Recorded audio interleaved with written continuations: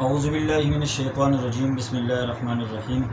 ډیرو ګرانو او محترمو ملګرو، دا وخت د محترم شمس الاقبال شمس صاحب چې خطاب یې موندلی دی، شمس القلم صاحب، او موږ ورته د مشرۍ د ادب د احترام نوم سپینده وایو. د هغوی په درنه او پښتنه او غیرتي حجره کې ناستی کوو. زموږ سره ګران ملګری او ډېر ښه شاعر، تکړه شاعر ضیاء الرحمن اجس صاحب چې نن سبا د سوشل میډیا د لارې ډېر ښه اواز دی او ډېر ښه نوم یې موندلی دی او خلک یې ډېر زیات خوښوي.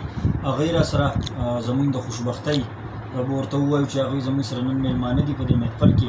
ښایسته علي خلال صاحب هم زموږ سره موجود دی، خو چونکې د کیمرې نه شاته دی، نو غواړو چې د خپل قدردان او ګران میلمه ضیاء الرحمن اجس صاحب نه یو کلام واورو او پس د هغې نه بیا انشاءالله د سپینده صاحب نه هم ریکارډینګ کوو.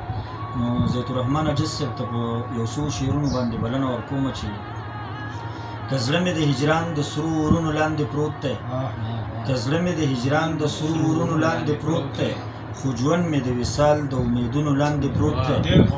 او په زنه د تور خال زمانه غوره دی جانانه، په زنه د تور خال زمانه غوره دی جانانه، مزید د شونډو د سرونو لاندې پروت دی. او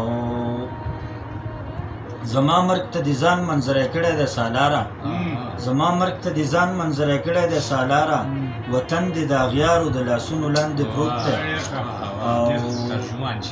او مختره چې ساقب درته اظهار د محبت کولی نشم، ساقب درته اظهار د محبت کولی نشم، یو درد دی چې د زړه د پرهرونو لاندې پروت دی. په دې شعرونو باندې ګران ضیاء الرحمن اجس صاحب ته بلنه ورکوو چې زموږ سره خپل خوندور شعرونه شریک کړي. شروع کوم په نامه د خدای چې بخښونکی او مهربانه دی. الفاظ راته نشته چې څومره خوشحاله یم د شمس الاقبال شمس صاحب په خوا کې ناست یم. هلال صاحب یې راته بار بار صفت کوو، بار بار یې راته ذکر کوو. هغه الله پاک نن داسې وکړو چې زموږ سره ملاقات وشو. ډېر زیات خوشحاله یم او زه بار بار دا شعر دی کې به کیدای شي د هلکه پې تنګ هم شي، خو دا شمس صاحب ته یې ډالۍ وي چې ما ته خو داسې په وړومبي ځل ملاقات کې ښکاري، ما ته خو داسې په وړومبي ځل ملاقات کې ښکاري، سواد په جنت کې دی او جنت راته په سواد کې. نو زمونږ د کیمرې دغه ملګري ته و چې د هر څه په دې کیمره کې لږ خوندي کړي چې لکه ما ته خو داسې په وړومبي ځل ملاقات کې ښکاري، سواد په جنت کې دی او جنت راته په سواد کې ښکاري. د سواد د خلکو چې کومه مینه ده او کوم تاثرات دي یاره د چې هغه د بدون محتاج نه دي.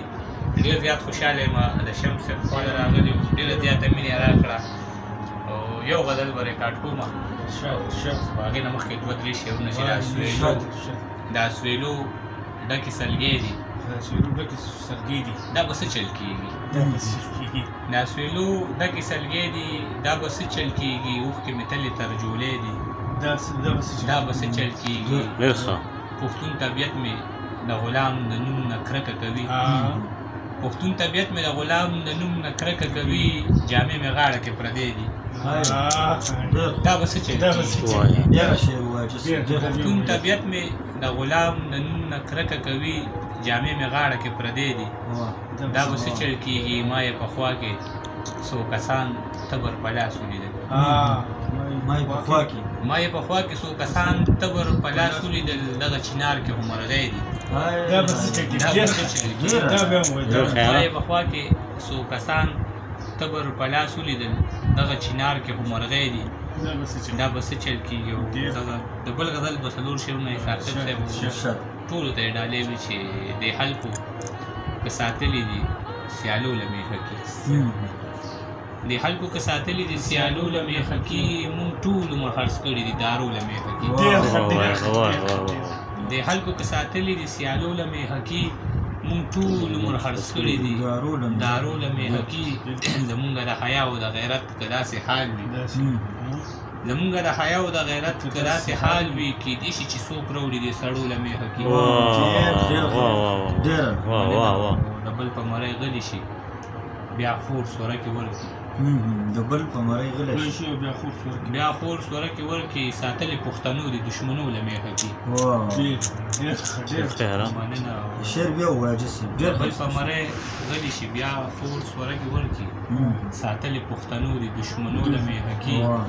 زما د قام د میاندو بېوسي هم د لیدو ده زما د قام د میاندو بېوسي هم د لیدو ده زما د قام د میاندو بېوسي هم د لیدو ده ازغونه یې جوړ کړي دي بچو له میخه کې ډېره ده یار بیا دا شعر ووایه زما د قام د میاندو بېوسي هم د لیدو ده ازغونه یې جوړ کړي دي بچو له میخه کې عجیزه نزاکت د ښایستونو یو بد وشي نږدې چې کله راشي آینو له میخه کې ډېره زیاته مننه شمس صاحب ډېره زیاته دا اوس زموږ سره ضیاء الرحمن عجز صاحب چې ډېر زیات ښایسته او ګټورین شعرونه مو ترې واورېدل یقینا چې ستاسو به ډېر زیات خوښ شي اجازت غواړو د الله په امان